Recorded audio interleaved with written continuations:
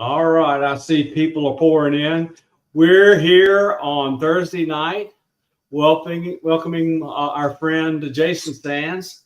Jason and I got to spend time with each other a few weekends ago in San Francisco, and I got to meet Jason in person, of course, but I also got to meet his family, talk to his mother, brother, cousins, a sister, girlfriend. It was great to actually make a human being out of this person we see on all these podcasts and so forth. And Jason is a very, very kind human being.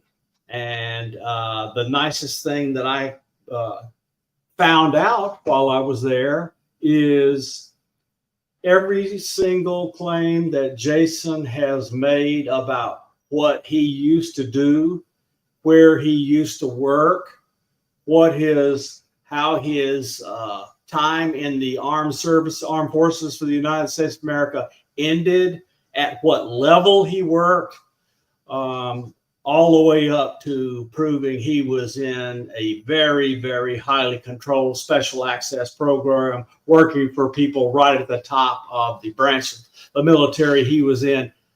I saw his proof.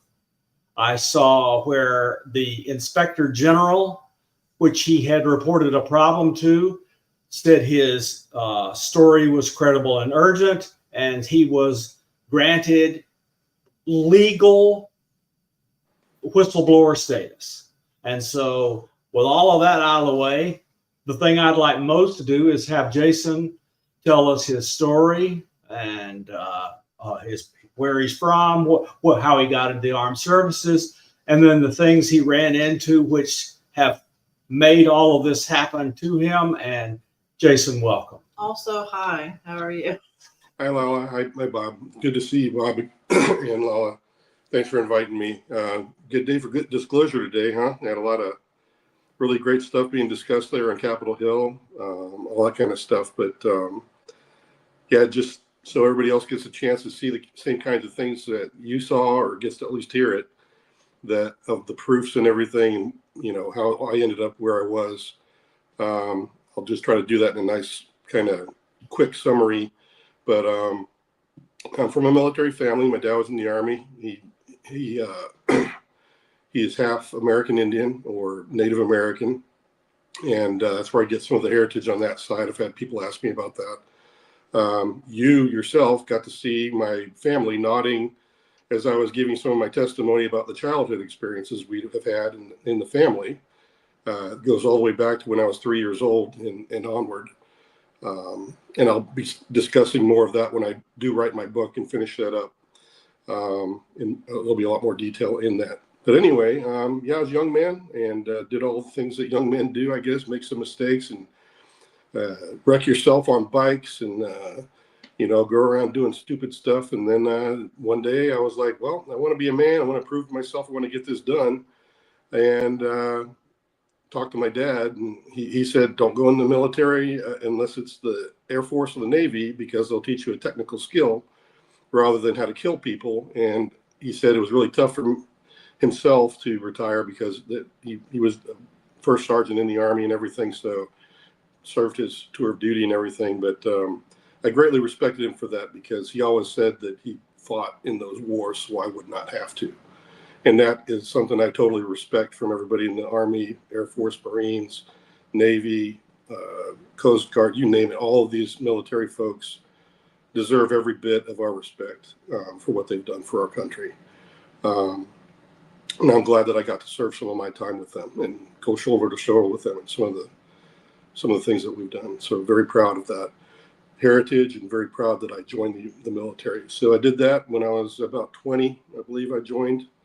And then at first I was not actually in the intelligence field at all. I was a airframe repair specialist, so I was fixing airplanes. And that was down in Arkansas. That was my actual first tour of duty. They had overmanned it, so they're looking to get people out and cross-train them into places where we could be better utilized. So that's called retraining in the military, and I did that, and I found out I did pretty well on the tests, and I was allowed to go into the intel field, and I saw some of the job description that said that I'd have a top secret clearance and all this really cool spy stuff. And I thought, wow, I'm doing it, you know. So I jumped on board, ended up going to Sembach. Actually had my best friend Carl Reeves with me, and we were the bears from hell, man. We had a great time in Germany. First tour of duty as an intel person, learned a whole lot of stuff. Became what is called a telecommunications monitoring analyst, and that means you capture information on the different telecommunications means that we have. It went all the way from, you know, the old copper 2-wire systems all the way up to cell phones and computers later on. So we did the whole gambit, and we would assess people's security of those systems, and then we would report back to it. So I did that in Germany. Then I got reassigned to Nellis Air Force Base, and within a short 6 months or so, I think I was being approached by 3 other guys who were about my same rank, which was a buck sergeant to staff sergeant level at that time. And oh, hey, election showed up. What's up, dude? But anyway, they asked me if I had a problem taking a polygraph, that they were looking at me to become part of a special access program. I did show those documents to you and the rest of the audience at UFOCon this year. So you guys actually saw the annotations in there that said I was, you know, trained as a combat crew member, as well as was read into Secretary Air Force Special Access Program for the years that I've always claimed I was in the program, which was 1991 to 94. So I've showed all that documentation, but that's what I did those first 3 years. Then I screwed up. Actually, I took my kids to the zoo on one of the missions down at White Sands, and that got me in big trouble. And that's what got me kicked out of the program, and ended up I had to do some dirty work and do some nasty stuff for the program in order for them to just leave me the fuck alone, to tell you the truth. Sorry I used my French there, but yeah, it was not nice. You're cool on this channel. We don't care. Yep. So anyway, got to do some of that dirty work at the back end of it. Was glad when I finally got home and didn't have to worry about it anymore, and I was done with the commitment. And they were done with me doing the dirty work, and it was just good to be home with my kids and my wife finally. So I served a number of years. After that, I got trained in doing joint planning. So I became a tech sergeant, master sergeant, which is a senior NCO level guy. I held a slot in Hickam Air Force Base, Hawaii, as a joint planner and influence ops planner, and held what was a major equivalent ranked position. And that, you know, got to do all kinds of really good stuff in the Pacific Rim. As you know, China and all that place has a lot of different problems. They have a lot of terrorism. They've got a lot of other things that happen a lot with North Korea, all these sorts of things. So I got to immerse myself in all of that, and I really enjoyed the challenge because that was part of my likes and dislikes. So I ended up my career, though. I had a choice to go to Buckley Air Force Base over in Colorado as my last duty assignment, and then retire, or I could go to Florida to Hurlburt Field and work with the special ops folks again. Yep, and that was fun, and I just gave it to my family because they had suffered through all those years with me having my commitments and not being home, getting deployed, all that kind of good stuff. So I asked them, and they said, "Dad, we're going to Hawaii, and you're going to stay there with us, and that's it. We're done moving around, pops." So I was like, "Okay, we're going to Florida, which was right after Hawaii." So they enjoyed the warm weather, and I did too. And we had a really, really great life after that. Never mentioned to my wife or any of them that I was in the program. It was a secret part of my life. And then became a teacher there in Florida and taught for about 15 years. All kinds of folks from all the different services had to do cyber ops and cyber operational planning against our adversaries, against our nation that are constantly attacking us, by the way, in cyberspace. So ended up stumbling on some research onto this website that was from the UAP task force, and they had a forum, and it was like, "What's this?" And I was like, "UAP, you know, I think I know what that means." And then I went in, and sure enough, it was all about UFOs, and I was like, something I know about. So I started looking through there, and I'm like, yeah, I can see the imagery analysts were really good, doing a good job of figuring out which ones were balloons and misidentified other craft that are in the sky. And then there was this cadre of stuff that was just like, people are like, I do not know what that is. And so I chimed in when I could. And eventually somebody posted a video of 1994 when a UFO had encroached into the Nellis test range and flew right by a place where I used to work on Black Mountain on the top of that. And there's video out on the internet that's totally unclassified. It was leaked many, many years ago. But all the viewers of this particular interview today can pull it up. It's the Nellis Test Range UFO of 1994, and I think that'll pull it up. And you can find it on YouTube. It has the full footage on there. And there's also a website that has a report on the analysis of that as well. So I saw that come in on the UAP Task Force forum, and I'm like, well, yeah, I definitely know about this incident because, you know, I went uprange during that whole event type time frame. And then the following week, after this UFO first came onto the range, I went up the following week and had my encounter with the pilot of that vehicle or that craft. So I sat on my information for probably a good few weeks, maybe even a month. Can't quite remember.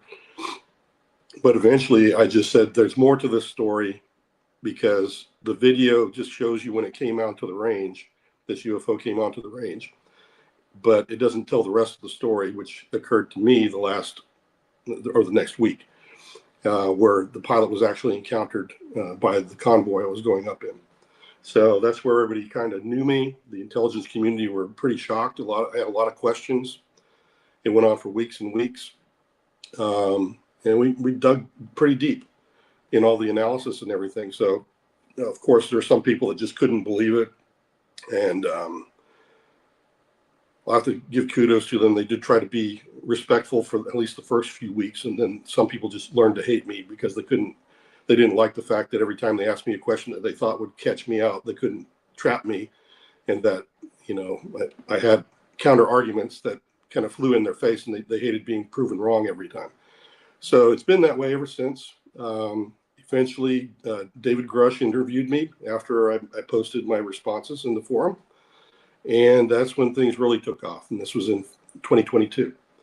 And eventually that led to me going to the House and Senate testifying as a whistleblower.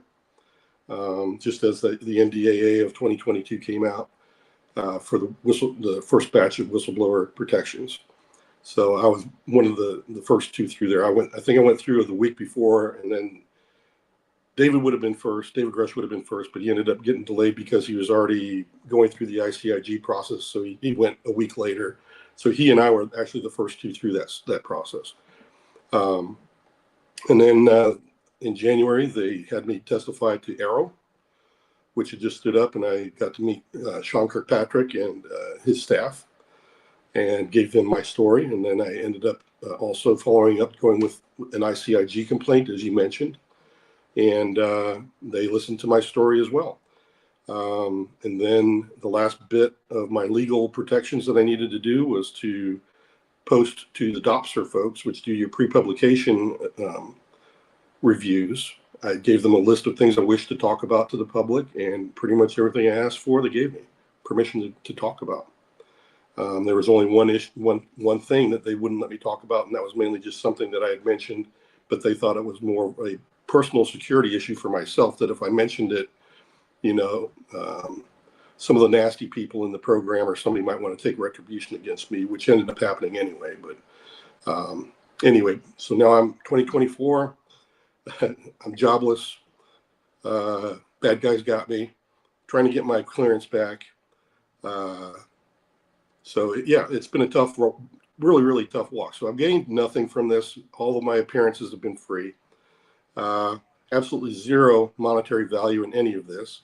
Taken my fair share of ridicule over all of it, but that's my life story, and I'm sticking to it, damn it. So it's been good to get to talk to the folks that are very supportive of me as well, and of which you folks are. Lala and Bob, you both have gotten to know me, and now you know my story. in much more depth than I just went through. So I'm glad to be here and talk about whatever you guys wish to. Thank you. I'm sorry. I'm very sorry that you went through all that bullshit. It's sad that people, when they open up about things like you do and we do, it's like it's a free for all for all the assholes. It's crazy. And that's why so many people don't talk about what they experience. So thank you for sharing what you went through. Yeah, I just want to put a shout out to all the other guys, the other whistleblowers that I know and ones I don't know. I'm very proud of you. It's from the bottom of my heart. I know what it's like. I know your pain. I know the fear that you go through. And I hope you all do very well. And I hope that at some point we finally get to the truth and you guys don't have to hide anymore, because I think it goes without saying that it's a God-given right that every one of us should know that we're not alone if we have a cadre of folks in our government that knows this fact. Mm-hmm. And to have hidden it from us of their own accord, I think is abhorrent. Keep all the weapon system stuff secret, but please, tell us the other stuff about these people are here, Wow. and that we've been interacting with them. And I think that's the one thing that's going to give us a better playing field for both the public and the government to finally see eye to eye instead of this adversarial thing. Hey, Fringe. Wow. Hey, Fringe. Here. Yeah. But we have almost 200 live viewers, and it'll be many, many hundreds that see it after. So here's a question, and think through it carefully. One word is wrong, and I'm going to say the word that was meant, and then you decide what you want to do with it. All right. Was there any communications person, Jason, you ever intercepted that would implicate high people, government or military officials during your time in the military or working contracts? Did you hear anybody say or do anything that would implicate them in some way that would have influenced your whistleblower testimony, etc.? Yes. Looking back at those days, I was a yes, sir, 3 bags full kind of a guy, young 20-year-old fella, just doing what I thought was, something really cool. But now that I'm a bit older and wiser, I definitely can say for a fact there were some very questionable things and leadership was involved. Yes, exactly. And I think that just me to you, 71-year-old guy, been through it all, and you to a younger man, not, you're not a child, but that was the right way to answer that question. Yeah. Because I think slowly but surely time will catch up with a lot of those people. I do too. I would say it went all the way up to Secretary of the Air Force level stuff, and leadership knew about this and were making decisions based on that. Secretary of Defense offices also are involved big time. They're the ones actually that may have authorized harming of American citizens for wanting to blow the whistle back in the 90s. Hopefully they've learned their lesson that that's bad juju for them in the long run. Now that they have such a large cadre of whistleblowers out there, I'm pretty sure they've already been fingered and investigated. And if they don't know that, then they know that their time is coming if they don't do something. And I think I've also heard, not just from Lou Elizondo, that I agree with what he has said about this, and several other people that are very involved in UAP disclosure, that the Department of Defense is kind of half and half right now, 50-50 on, like, okay, we got to do some form of disclosure here, folks, or bad things are going to happen. If we, can at least do that, then maybe we can get to a better spot, and then there's the other half that are just like, oh no, we can't ever talk about what we did back in the past, and we can't ever do that. Some of us are going to go to jail. Yeah, we did some bad things, maybe even crimes to humanity kind of thing. I don't know exactly how all it will fall out, but those are things that I've discussed with Congress. And those are things that I think also we heard in the disclosure briefings today that touch on, there's a lot of leadership involved in this. And it's going to take a communal effort from these people to look at this 80-year-old program and rethink it and realize we're not living in World War II aftermath days anymore. In that, this is a totally different world. I think that they really need to wrap their heads around that and realize, we can do better than what we've done. And I even pleaded with Congress to give them amnesty to at least come forward. Now, depending on what they did, I don't know if Congress can even guarantee, like if they did do something, like murder an American citizen just to shut them up, I don't think that's going to float with Congress, even though I might have pleaded for their lives not to do that to them. So I don't know how it'll all fall out if they do end up investigating this. So it's going to be fraught with bumps, definitely, if we keep pushing forward. But I think we've got the right people involved, and I think we've got the right attitude this time. Because I'm not adversarial. I'm trying to tell the program folks every time I get a chance, I'm not here to be your enemy. I'm here to tell you I'm one of you, and we can do a lot better. Yeah, so this is my view of it. The minimum disclosure has to contain the existence of the non-human intelligence. Agreed. That they are here, if they know where they're from, and given whatever agreements we've made from them, and are allowed to say where they're from, we do that. If we know their motives, we should say that. We should release any and all basic science that can benefit humanity. Agreed. Period. We have no need to disclose highly classified applications of what we have learned from them. There's no need for that. We don't do that with the F-22 or the F-35 or the nuclear aircraft carriers or nuclear missiles. We don't need all of that.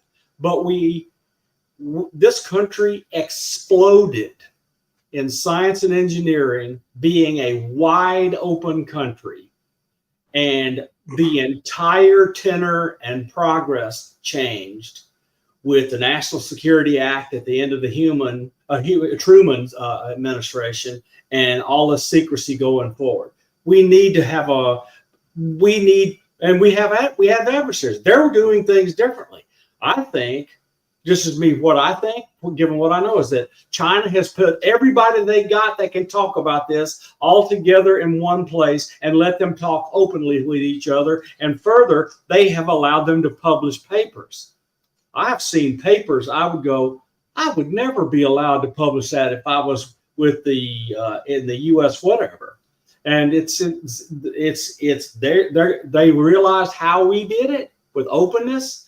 They're trying to copy it and climb up and equal us while we're still acting in a paranoid state. Yes, I totally agree. I think the reason I agree is twofold. One, yes, I believe the tech is beneficial for things other than military grade weapons. Yes, there may be a lot of different applications and patents for these private industry partners that have been working with the legacy program and the technologies that have kind of had their hands tied because everything's so heavily military minded. And then the second thing I would say, the reason why I agree with all that is just, it's not only about, them coming out and coming forward and realizing that there can be a new world for them where it's not so covert, but that we need to think about the time scale here, because if we're not taking the lead, China just might do it. And they may already have been doing that. I mean, if they have made first contact as well and say they're working with one race that we don't work with, well, what's the nature of that agreement and what could be happening there? What's the great interest with the dark side of the moon with the Chinese also? All this kind of stuff starts to rear its ugly head. So we've got a number of real reasons for our government to get involved in this, because time is wasting. All of the suggestions that you and I just talked about were discussed. I know, at least back in 2022, I know that that's what I talked to them about, amongst other things. So we got to get through this delay thing and figure out what can we do rather than what we cannot do or will not do. Okay, so Eric Davis went on this panel discussion today in the House Oversight Committee in a Senate room, which was really interesting. And he spoke of multiple alien races and multiple recovered craft. What did you think of it? Do you have any comment? He mentioned a lot of the ones that I did. He didn't mention the tall whites, which I think is maybe something he just wasn't exposed to. But he did mention the grays, the reptilians. I've also mentioned them. And I did mention the Nordics as well when you were with me over at the UFO con. That was another thing that I got introduced to the Nordics. They were the ones that are around in my childhood and my family was involved with. Now, I don't ever recall hearing the Nordics being mentioned while I was in the program in the 90s. So I think I also heard from Eric that he was involved in the 2010s to 2020s. So maybe this is a new thing in the program that I was not exposed to. So I would expect a little bit of difference between his testimony as well as mine. But I was impressed. I was glad he mentioned some of those things. And yeah, he and I didn't go, get off on the right foot because he didn't know me. And apparently he thought that, my story didn't hold water. I couldn't figure that out because I'm like, that's strange, because I've talked to the senators and folks, and they all seem to think I helped out with the investigation. So I didn't know where he's coming off. So yeah, he and I didn't get off on the right foot. But after today, he earned back some respect, honestly. And I can see that, yes, he's just going off of what he knows. And maybe sometimes he gets misinformed about certain individuals and whistleblowers. But, yeah, he earned some respect. And I do agree with him that, yes, those are some of the things that we need to be worried about, is these four races that he mentioned, as well as, the tall whites that were there during my time in the 1990s. And so my understanding, correct me if I'm wrong, is that you were aware of one or more of the NHI going into laboratories where also humans were there, and describe the kind of interactions we would have with them and how all that worked. Well, there are labs, first of all, everywhere around the world, as you know. Laboratory environments are very peculiar in some places, and when you're talking about high exotic tech, these labs then become very scarce and one-off kind of locations. So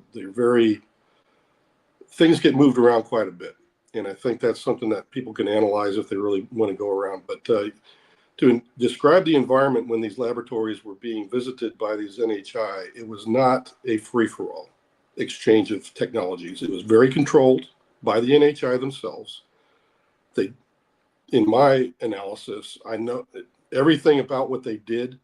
It was like they did not want to touch the weapon system. They would only help out with the laboratory environment. Like, let's say they wanted to do some more RCS or learn how to do more stealth technology kind of stuff.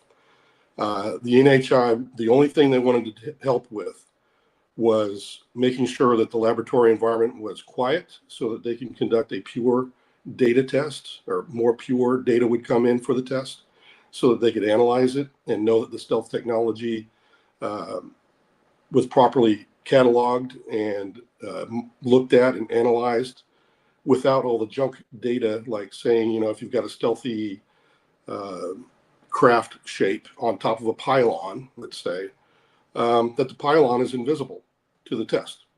So you get a purely what it would look like, what this craft would look like in flight. And that's the kind of stuff that the NHI would do.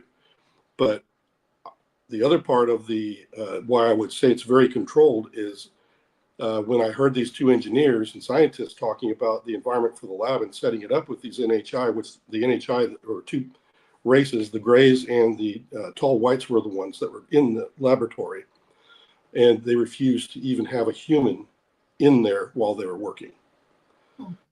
They did not want the humans recording what they did. They didn't want the humans to see the devices that they brought into the laboratory or anything else. So very, very controlled by the NHI. So that's something I want everybody to be really solid on, is that this is not a free-for-all. And I think it's also led to some other decision making, because when we're not getting what we want, sometimes leadership tries to force the issue. So I think it may have led to some very bad decisions on coercing these entities, these NHI, into telling us and doing for us what we want under coercive conditions, and maybe sometimes violent conditions or hostage type conditions. And I think that we've all heard stories about all that stuff, like the story of J-Rod, Eben, all these things, that they were treated quite horribly, and all these sorts of things. So I think that may have led to some bad decision making off the bat, was because leadership, for whatever reason back in those days, they thought that it was best to try to squeeze everything they could out of these entities. And I think that's something that, if you thought about it, is a very bad juju thing. Very bad. So I suspect. Yeah. Go for it. Do you have any information on why some people have implants in them? Are there different types? Like if it's in the part of your, I have one in my leg. Does that mean something different from somebody having them in their ear or arm? I don't know anything about it. Well, yeah, it's the same reason that our own government is trying to fill us up with these little RFID chips as well. They have a strong desire to track every single thing on the face of the earth. For their own purposes. So you can imagine the NHI are kind of the same way, especially if they're conducting tests with our DNA and they know a certain individual's DNA and their family members or relatives also share that DNA. Yeah, why not tag them like we do deer, in the woods? Why not? So I think there are a lot of them are tags. Maybe some of them have a capability to alter our DNA as well. I don't know what all the implants analysis has done. But I'm glad you mentioned that, because that's one of the things near and dear to my heart right now, is I'm building a team of medical folks to try to help people like yourself to forensically extract these implants, so that we can present them as evidence in a court of law. And that's something that I would offer to you, that I just put the group together this past few days with a lawyer, but we're still missing a couple of people. We've got, I think, a person that can analyze the devices or the implant. We've got another fellow that has offered to do some surgeries, but we're missing other people, like an anesthetist that's going to be needed to do the numbing of the area or put somebody under, whatever. So we've still got another couple of members to add to the team. Hopefully we'll get some more volunteers. Yeah, I would love to be part of that, definitely. I have a suggestion. What? Don't let them take the one that's up here. I've only seen the one in my leg, because when I would fly back and forth to Florida, I would set off the detector and finally say, can I look at what this is? Because I don't have anything on me. And it's about the size of a piece of rice. It's in my upper left leg. It's still there when we flew, a year ago. I was like, check this out. It was still there. So it's been there. I've known about it for over 20 years. It's probably been there since I was little. But So after we got together, she started having headaches, and I just had an intuition. I went down, got my RF field test, RF EMF, etc. field test meter, and I moved it across her forehead while she was having one of these episodes, and right out of the center, it was pulsing RF energy. I went, well, I don't know many humans that pulse RF energy. No. So she's not going to easily get that one out, but it hasn't been that much of a bother lately, has it? I've been doing some readings. Aha. It don't hurt after readings. Got it. Mm-hmm. Yes, when she does her mediumship, it fires up. Wow. So it's probably attached to some of your brain's electromagnetic or electrical impulses and stuff, and it's feeding off of that. It's kind of like a battery, probably. So I've heard that before, is that, just like when they were playing with electricity back in the day, back in the 30s or whatever, and they were poking people with, electrical probes, and even though they were dead, their legs would be twitching. So we know electricity plays a big part in the way that when we're alive, that's what we use to operate our bodies and our brains. So there's probably a big connection there that people, getting back to what they were talking about earlier today in the disclosure brief, is there's probably a big missing chunk of data there because people are just shy to talk about it, or they're sidelined or ridiculed for researching it.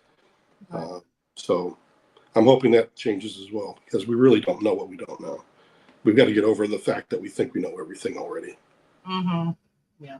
So I'm sure there's a bunch of scientists in the program that did stuff, engineers, etc., and they've spent time just going home because they couldn't wait for that next feeling of discovery.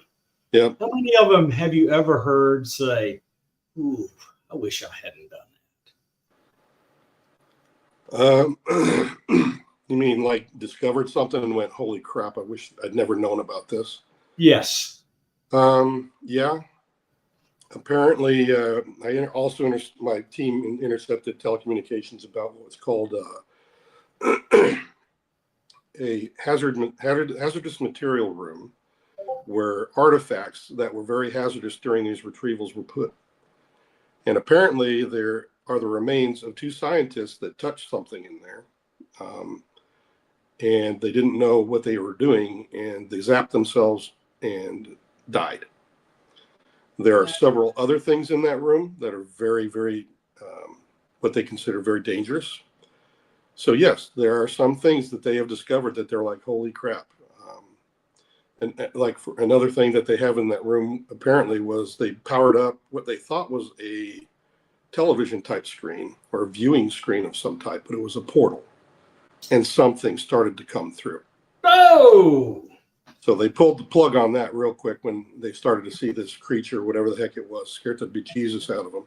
So that piece of equipment is in that room as well. So they're like, well, we don't know how that works, and we're not going to turn it on ever again because we don't want whatever was there to come through. So after I left government and went to Virginia Tech, I had a few pretty clever ideas. One of them was in a field that's at least 80 years old that the U.S. government uses all the time, but this idea was clever. And it enabled me to figure out how to geolocate RF emitters with small antennas from orbit. Small antennas from orbit, not big ones on billion-dollar spacecraft.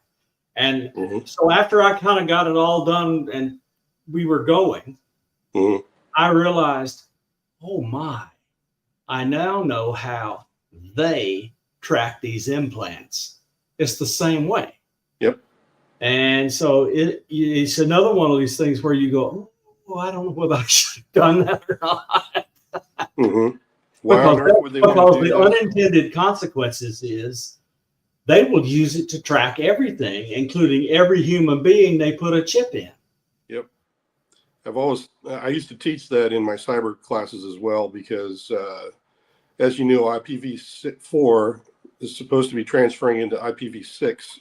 It's been on the table for 10 years now. And you go from the current amount of web addresses, which are now all bought, by the way, on IPv4. But when you go to IPv6, you then end up in the numbers of undecillion. And what undecillion is, if you want to visualize that, is you could literally assign an RFID chip to every cell in every human body on the face of the earth. Or every atom in the solar system. Exactly. You can literally track every single cell in a body on everyone on Earth. That's how many IP addresses we can have available to ourselves to do, no kidding, tracking of everybody on the face of the Earth. So Ulrich has a good question. Jason, what do you know or what have you heard about UFO craft being powered by or trapping human souls? There have been some things that I thought were strange in telecommunications that right now I'm still trying to parse. But what set me off and set my memory on fire was reading a story about helicopters coming to a mountain facility where they were dropping these black boxes outside. And laying down outside of this facility were children and people, and the boxes were there to trap the souls of these people. And or had already had a soul inside of it, in which that soul was then going to be inserted into these people's bodies. Now, whether or not that person's own soul was left intact or not, I don't know. Or whether there was an exchange, I don't know. But I did read up on that.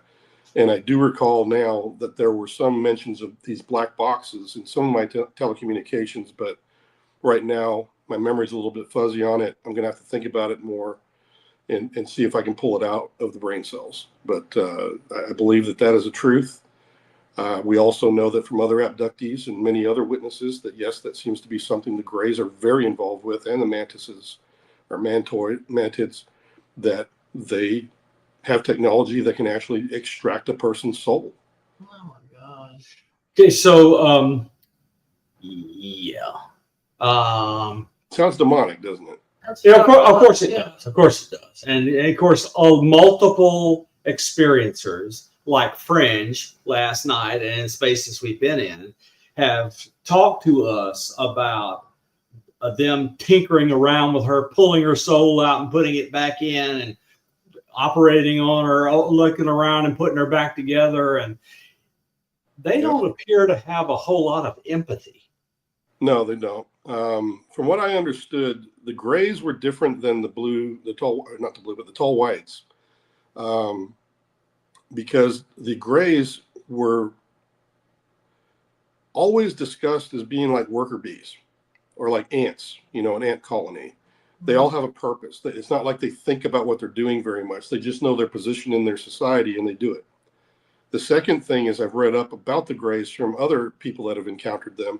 And apparently some of them that have had discussions with these beings during an abduction, they have found out that these beings honor giving one's body to science while you're alive. In other words, giving up your bodily organs and dying from it is an honorable thing to them. They don't mind doing that, or altering their own DNA to look like a hybrid or something like this.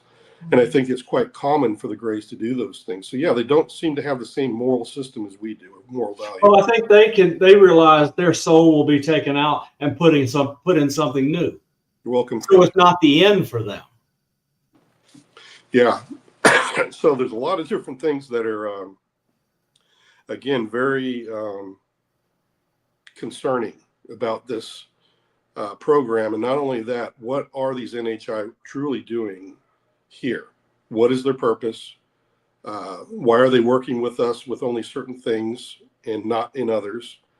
To me, I would say that the program people, for as smart as they may be, I think they could be duped at any time. They can definitely out-teched and probably out-weaponized as well. I don't see how any human being could ever think they have control of this situation.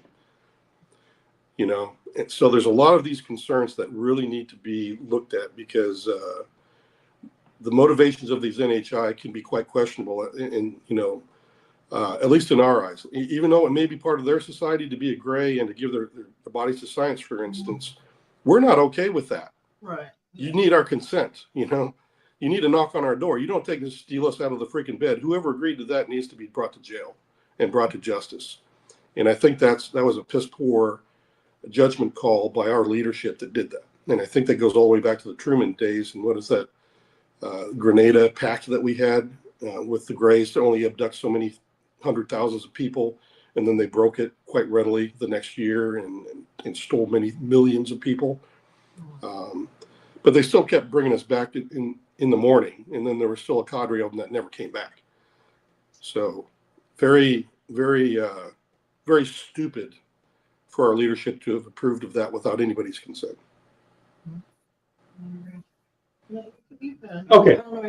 Yeah, so Lala's experienced NHI with hive minds, and when the two of us were too thick to figure out what they were doing, they had their hive mind coalesce into this one booming basso voice. Did you ever experience or heard of experiences with hive-minded creatures?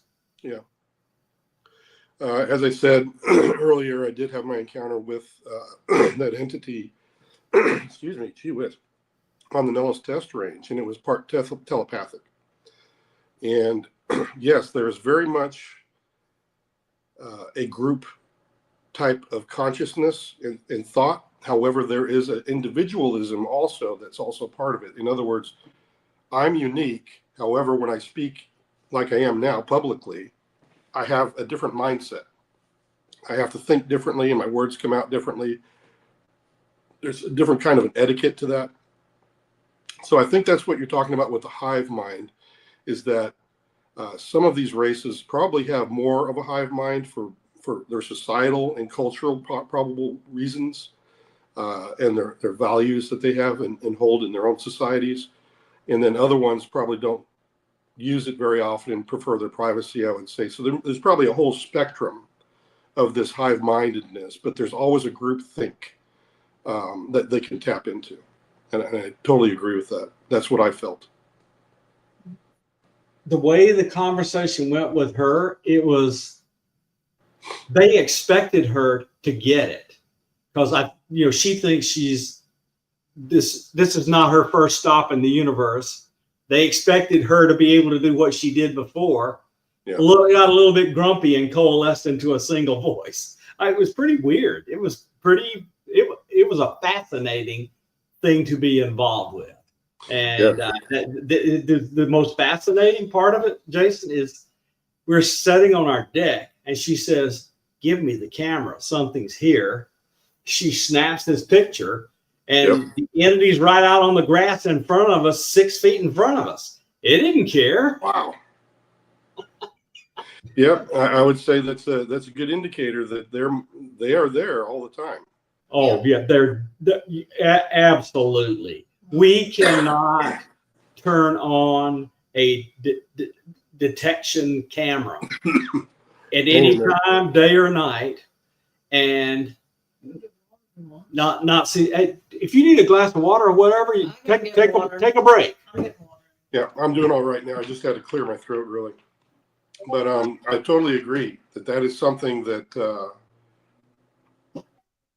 some people have had horrible experiences with this type of groupthink and telepathy. Some people think that this is something, like you said, like Lala has done this before and is fully capable of this. I will tell you that when I experienced telepathy, I got no headaches. It wasn't strange feeling. He wasn't stealing my memories like a Marvel psychopath villain. It was just a friendly way of knowing that this is the way they communicate, And I think that there was some expectation also, I'd say, in my encounter, that obviously he thought that I was capable of this. Out of all the people in that convoy, he chose me to talk to. And that was it. So I don't know if I had been prepared, maybe it goes all the way back to my childhood, that I was being prepared for all of this, because who knows, maybe they can see through the annals of time and know what I'm going to be doing later in life as well as early in life, and that all of that ties together with something they want to have happen. And the other part I was going to say one more thing, is that I find it interesting that he was there and was looking right at you like 6 feet away when you took your picture, and it was like nonchalant, like, yeah, we're here, we could do this all day if you like. Well, it did. It talked to her for 12 hours. Yeah. So let me ask you this question. How has your Native American heritage been involved in all of this? I think it's more of a revelation this past year, getting to know like Luna, who's one of the First Nation clan mothers. And she's the one who kind of opened my eyes to the fact that we know what happens to our people, and you sound like you've been through it. And are you, a Native American? And I'm like, yeah, I am. I'm at least part Native American. And they said yes. And I've heard that mentioned, but it was more of a revelation that this is a heritage thing with them that's been going on literally for thousands of years. They have histories of this type of interaction with the star people for thousands of years. So my eyes are opening to all of this new realm of these ancient stories, and they match literally everything we have been seeing, everything we know about, everything the firsthand witnesses are saying. It all jives. And by the way, the Bible says the same thing about it. And by the way, Buddhism says the same thing about these pantheon of little g gods and what they've been wanting. Everything syncs up when you go through the history of our planet. But yet we have a cadre of Smithsonian scientists, burying away all the giant bones and everything else that seems to have been evidences of this interaction with us. And I find that quite alarming that they're hiding away a big portion of who we are in that mix. And that Native American mix of that is also a big part of it, because they, through their storytelling, have kept these things and this knowledge alive, whereas the rest of society seems to be throwing it away decade by decade, generation by generation. We're losing more and more knowledge about who we are, whereas the Native Americans actually have it as part of their culture. And it, just like the Aboriginals, they constantly are reminding themselves of the past. So I'm sure a lot of people have the same kind of question as Susan does. Any knowledge about or a mention of Jesus? Yep. They know who he is. They know what Jesus Christ is to our people. I don't think they had to have, well, I think a lot of them have a similar type of prophet individual in their histories that has helped their own people. But I don't think that their Jesus Christ figure had to die for our sin, like our Christ had to die for our sins because we just really fell from grace, from what we were supposed to be. And it was mainly due to two reasons. One, yeah, we didn't follow the rules at the start, apparently in the Garden of Eden. And number two, the Watchers intermarried with our women and created what God called an abomination.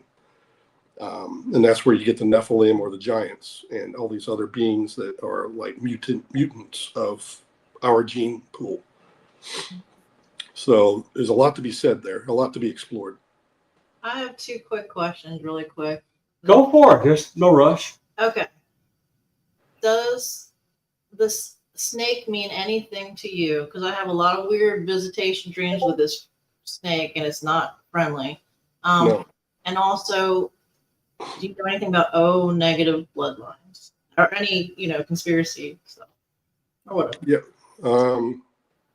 I do believe that if there was any intermingling of the blood and DNA, yes, it would be found in the blood. So there needs to be a little bit more about this, RH and O positive negatives, and what does that really mean? Where does it stem from?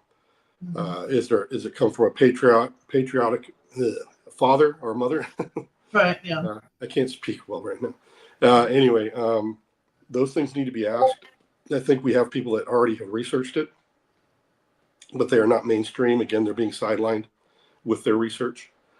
So yes, I agree totally that the bloodlines at least are a factor in that.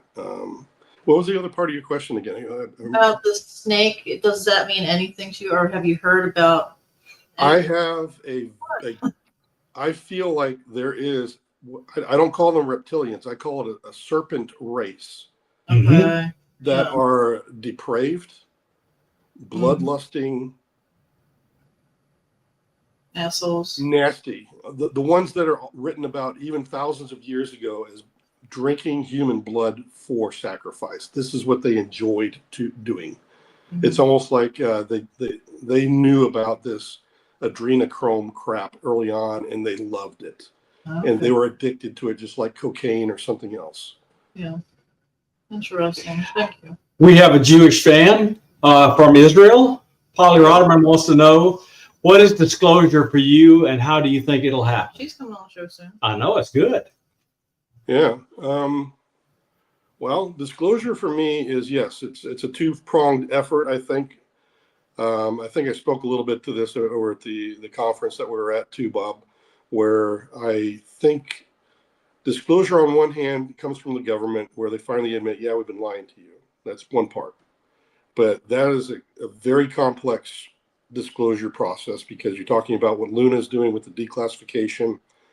Then you've got to unravel, well, what have you done? And how long has this been going on? And what else do we need to unravel now? Because you've mentioned some of these other things. So that's one part of disclosure. The other part is something we have no control over, and that's the NHI themselves. Mm-hmm. You can't force them to come forward. Okay, we can't do it. The government's not going to be able to do that. Even the program people can't make them do that. They're their own people, just like we. We are our own people. And if we were colonizing another person's planet, we probably want the same things that they want here, and that is to have a little bit of embassy ground, so they're left alone, have their privacy, do their own thing, live by their own laws, and get on with life. And we would do the same thing elsewhere if we were colonizing.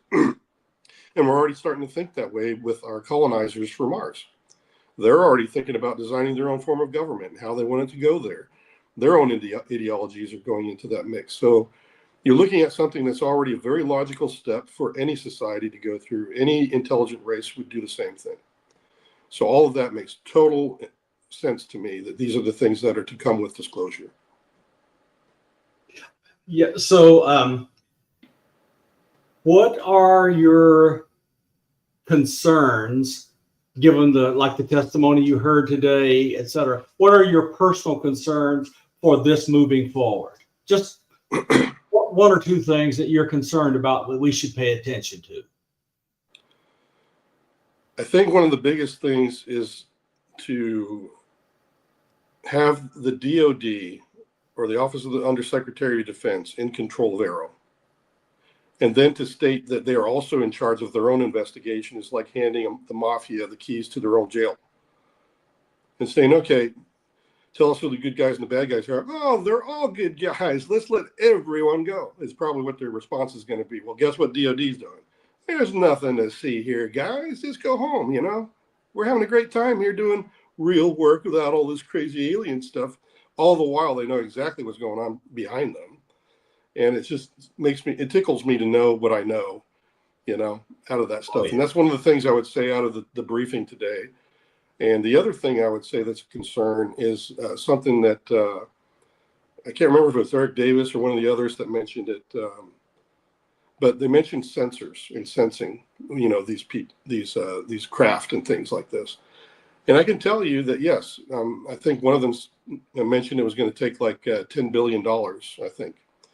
That's something that one of our other friends, John, mentioned as well, is that it does take a lot of money because to get any kind of a new sensor on the market for intelligence purposes, because you got to talk about the money to get the stuff in orbit.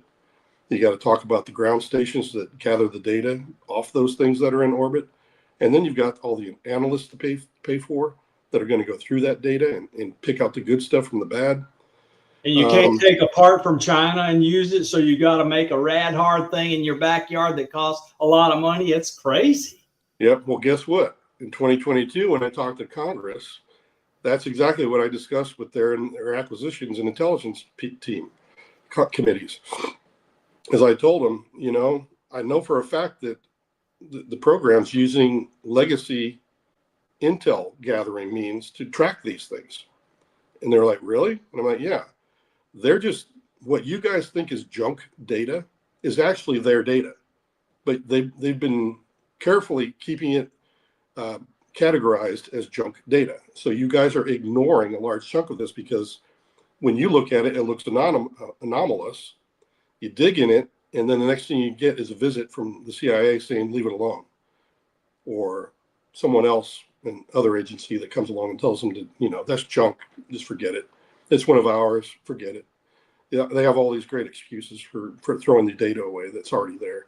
So we already have some systems we can take advantage of without spending another $10 billion right now. The only thing that's lacking also in those sensors right now is that if we were to turn it all on, these encounters and these craft are so fleeting. We can't do this at human speed. We need an automated system that can do tipping and queuing in real time, so that if there is a naval asset at sea that contract, it automatically tips and cues the satellite that also has a footprint over that same area. And we can start tracking these things instantly rather than, having an operator have to tell his captain on the ship, I got something. And by the time he says, I got something, the craft is already gone. You'll be happy to know that the last major activity I had before retiring was helping build the automation. I mean, Sue Gordon and Stacy Davis visited me from the DNI's office, and that was part of what it was about. Is we already know, we knew the flood was coming, and they're preparing. Now I have no idea where it is now because I'm out. But I mean, it's been clear to them for a while that the floodgate would be so large they had to automate stuff because they couldn't hire enough analysts or get enough volunteers to join the armed forces to be the human analyst that it required automation. It's just the problem is too large. Yep, I totally agree. When I was doing acquisitions and software testing, another factor is compatibility. A lot of these sensing systems are built very proprietary, like Raytheon. I remember them having to come up and reset the systems we were using on the range at Nellis, the radars in particular. And only they could do it. Nobody else had that know-how as to who created the system and the code. And then after a while, these people started dying, and they couldn't even, keep the contract going because the guy that used to know how it all worked died, and nobody was there to pass it on. And this is a danger in our acquisitions system, and that's why I know that this has been a topic for many years now, that our acquisition system is broke. Yes.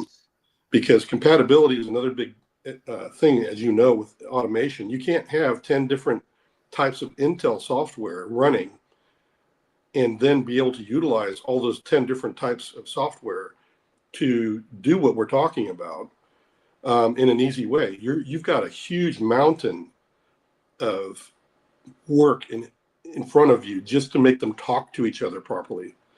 And that's what we're up against. Jason, give us your closing thoughts and closing remarks. I have the First Stand Fund. I do want to get that off the ground. As you know, it's near and dear to my heart to help other whistleblowers. I know of several of the ones that have come forward recently. I did have a hand in getting them to Congress, and I wished I could do more for them.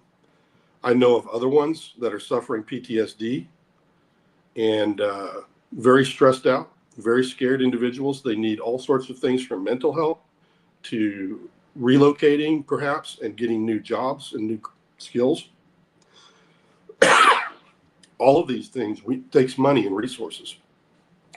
So I've got as many people as I think I can get together that are willing to do this for free.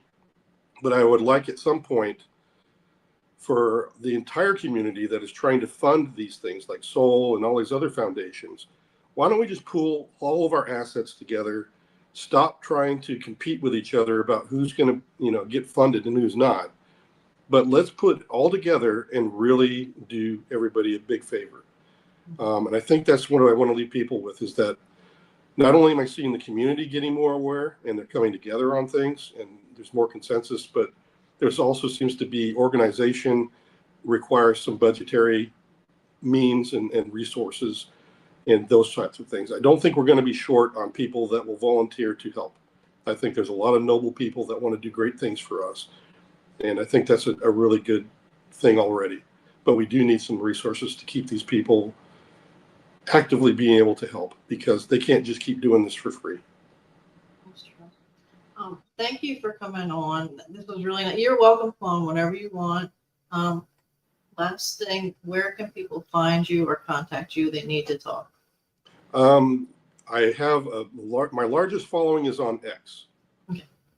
So that's a good place to find me, and it's just at Jason T. Sands, all one word, is my account name. Mm-hmm. So you can find me easily that way. I try to keep it that way on all the other platforms. I am on Instagram. I am on TikTok because I talk to my European friends there. And that's something I've recently been doing too, is reaching out to the European theater, because they don't get fed this information. Apparently, their governments are really censoring a lot of this. So TikTok's a way to get a hold of me there. So if you're an international partner or an international friend or experiencer, that's how you can get a hold of me, and I can get you in contact with the folks that might be able to help. What other social platforms do I have? Well, I got WhatsApp, and I've got Telegram too, but I don't get a lot of hits on there. I think I get more spam than I get anything else on those. Mm-hmm. Jason, thank you so much. Thank you, audience. We have hundreds of people viewing live, and we're very glad you're here. And reach out and say hello to Jason and thank him for giving us his truth and help us push forward with disclosure. Jason, we'll be back right after the closing.